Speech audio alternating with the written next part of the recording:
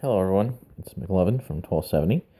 Wanted to do a video where I kind of describe the civilizations really quick. I'm not going to go into the details. There's other videos out there on there that goes through every civilization.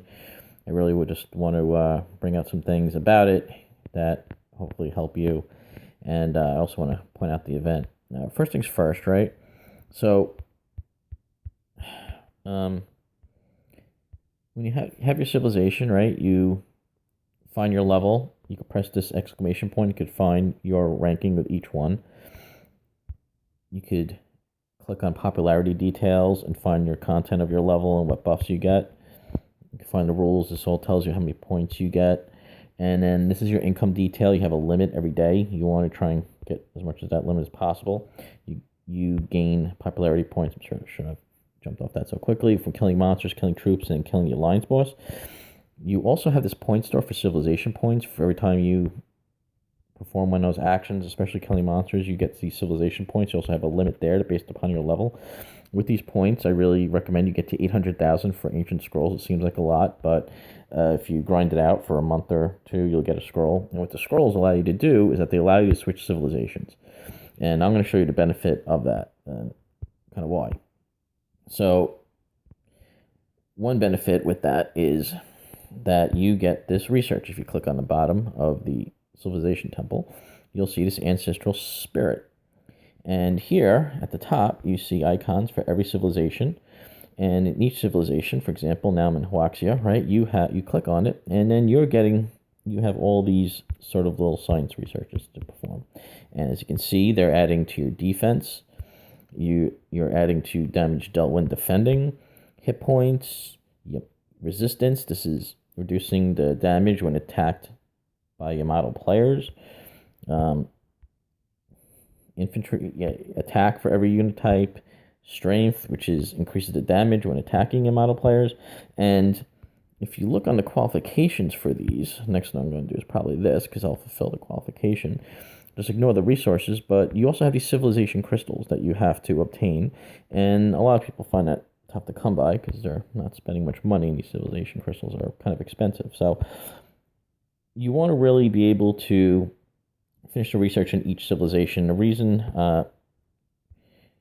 I'm going to show you soon with using this event, it's important to get the friendly 3, I feel, at least, because if you get the friendly 3, if you notice, for example, let's go to Yamato, right? That's has more research. All the way at the bottom, you have this respect attack, which adds 5% to attack of all the soldiers. And if you notice, you have to have a ranking of friendly 3 in that civilization. So that's for each of these civilizations. So if you have a ranking of friendly 3 in all of them, you could add 5% in each of them. That's 15%. That's a big boost. And the best thing too is right now I could actually research anything, right? I could go ahead and I could research this because I have that ranking in the Dragonborn civilization. So you don't need to be in your civilization in order to research a science related to that.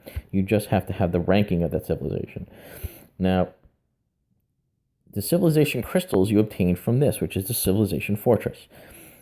This civilization fortress, you have 20 levels maximum. Obviously, the higher the level, the more production you get, the more times you could plunder it. Now, if you upgrade this, actually, let me speed this up just to show you.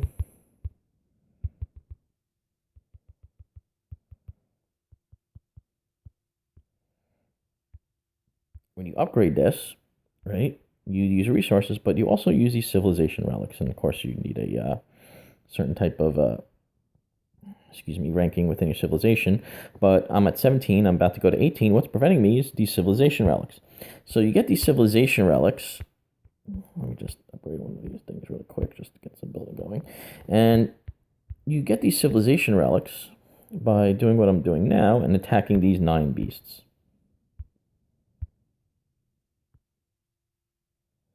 Now, I tend to go for the 12s because I don't know if people always join my rallies. The 30s are the hardest, and in each one, every time you kill one of these or you attack one of them, you get some of these civilization relics, and you build them up throughout the time. So it's important to do that, and then you have your civilization fortress here. Now, what's funny here is, right, I think you saw mine was 17, and here my civilization fortress is only 15. I could collect my crystals. We're going to do it shortly. So the idea is that your civilization fortress outside your castle does not automatically upgrade as you upgrade it within your castle. What you have to do is you have to demolish it. So I'm going to actually do it now. I'm going to collect my crystal because I don't know what's going to happen if I demolish it. Fine. I'm going to demolish it. Now I'm going to place... I can't place it that way. I replace it this way, going into my castle.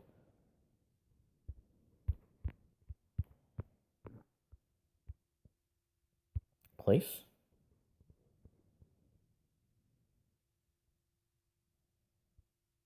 Scroll down, which is really, really slow.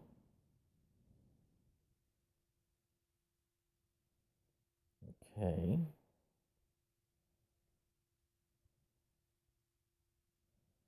I'll place around there. This allows me to. Well, glitchy, right? So I place my fortress, and now it's got to build. Now I'm not going to send troops to build. It's going to be building 2 hours, really. Can you garrison it and speed it up? I guess I could speed up. Let's just speed it up. Right, 2 hours. And let's sure. Why not, right? So now it's done. Now, another trick I want to show you is that you can garrison it. Now I'm going to go ahead and put a full march, but from what I understand, if you garrison it with at least 50,000 or 50,001, you'll increase your production. So right now you can see my crystal production is 19 crystals per 20 minutes. I have 20 seconds until this march reaches there. Now remember, I was 19 was my production every 20 minutes. And another 10 seconds, this should move up. So when you, however, and when you can, if you can, you should try and garrison this to increase your production. And now my production is 64.31 per 20 minutes. Big difference, over triple. Now, the one thing about this is that you could be attacked and you could plunder someone else's civilization fortress. You could even place civilization fortresses for your farms and plunder them every day and farm them. And if you now, other people can garrison this too, and you can really defend it well, but if someone wants, they could attack you, they will get dead, you'll get wounded. Sure, obviously, though, if you garrison it with enough troops that exceeds your capacity, then you actually will take losses, but the idea is not to do that. And I think that's really it with the civilization, but I will show you, let's do the second half of this, right? I want to talk about moving between civilizations and taking advantage of this event. We have 21 days for this. I could have sworn it was a lot less and should have ended 10 days ago, but I'm not complaining. So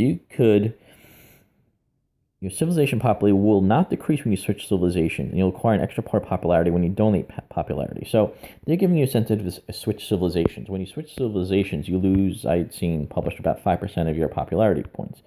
You lose 5% of popularity points from the civilization you're switching from. So when I switch from Yamato to Viking, for example, my Yamato went down a certain percent. That could reduce my ranking, and I then have to go back to Yamato and get more points. Right now, in this event, you could go ahead and switch civilizations. You will not lose points. So you have an incentive to do so. So I did this, and I jumped to every civilization. The reason I did it was for this reason, right? You get the black dragon for free. You get the blue dragon and red dragon with shards. And I'll make another video eventually on dragons and using them and so on and so forth. But to me, the benefit was that when I got Yamato, I get the white dragon. When I went to Viking, I got the Kraken dragon. When I went to Dragonborn, I got the Scartha dragon, and the fourth dragon, Scartha. And now at Huaxia, I got the Auspicious Omen, which is Kylan, fucking dragon. So you could use these dragons to perform all sorts of skills. I'll have to make a video specifically on that when we get to it. But to me, the benefit of switching civilizations was not only to get the ability to research these sciences and then jump down here and get this 5% attack. I'm actually ready for this one if I get enough food. To get this 5% attack bonus, but also to get the dragon. So this 5% attack is big. I get the Yamato, I get the Viking, and I get the Dragonborn. All 5%. That's 15% attack when I get down there. One other point I want to make specifically with the Slaughter Cavalry is that it's under Viking. You have this ability to get the new unit of Slaughter Cavalry. I already got it, but for this, you needed to have, I think, like a neutral or neutral point something in the Viking civilization.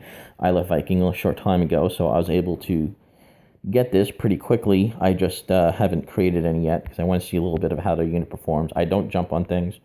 I like to let other people test and beta it and tell me and give me feedback. I like to watch all the videos and learn from others before I go ahead and throw this in there.